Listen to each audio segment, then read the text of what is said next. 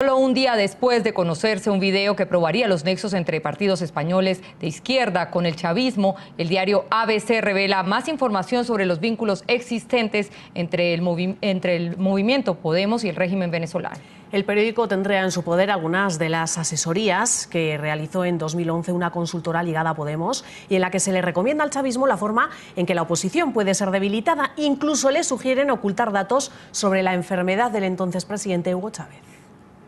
Informes conocidos por el diario ABC revelan más vínculos entre el chavismo y el partido de izquierda español Podemos.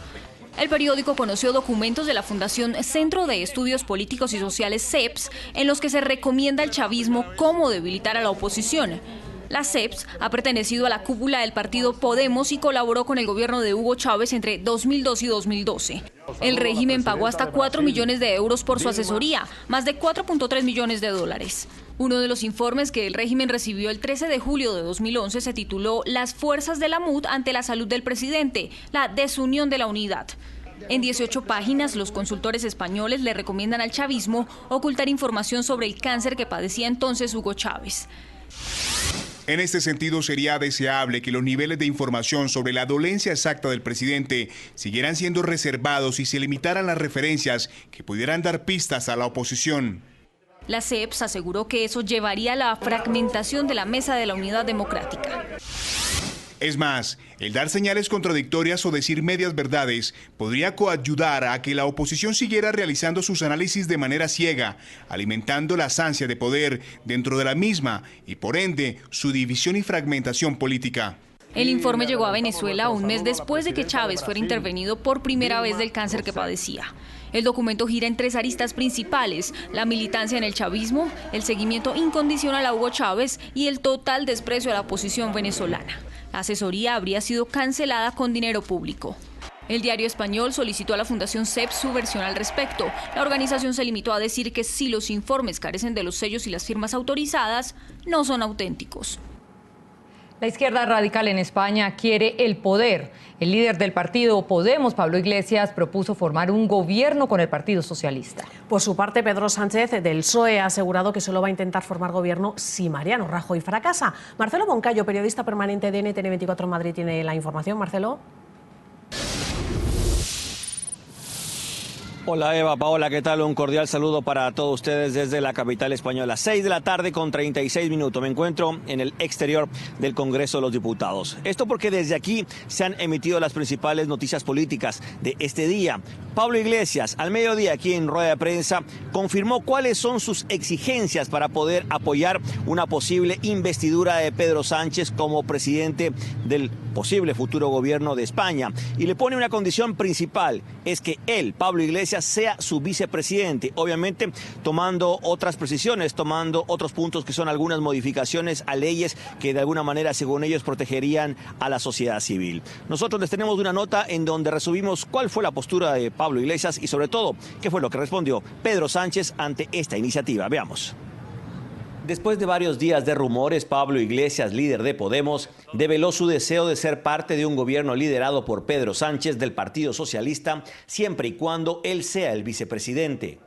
Hacen falta personas que aseguren la coherencia entre lo que se dice y lo que se hace. Y por eso entendemos que nuestro compromiso por el cambio debe ser un compromiso para gobernar. Estamos aquí para gobernar. Por eso creo que debo asumir la vicepresidencia del próximo gobierno del cambio.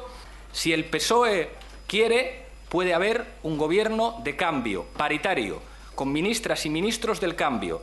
La gente en las plazas dijo sí se puede. Este país puede tener un gobierno que esté a la altura de su gente. Será un honor para mí, será un honor para nosotros formar parte de ese gobierno. Iglesias cree que las diferencias que tiene con Pedro Sánchez podrían saldarse. Una de ellas es la distinta opinión que tienen sobre el gobierno de Venezuela. Yo creo que estaremos de acuerdo con el Partido Socialista en el que si estamos gobernando tendremos unas magníficas relaciones con Nicaragua, con Venezuela, con Colombia, con Bolivia, con Ecuador, con Brasil, con México, con Guatemala, con todos los países hermanos que forman parte de una cultura fundamental para nosotros, independientemente de quién gobierne allí e independientemente de quién esté gobernando en España. De su parte, Pedro Sánchez no quiso adelantar si aceptaba o no la propuesta hecha por Iglesias. Solo confirmó que sí desea conversar con el líder de Podemos. Lo lógico es que primero hablemos de las políticas y que posteriormente hablemos de cómo se conforma ese gobierno.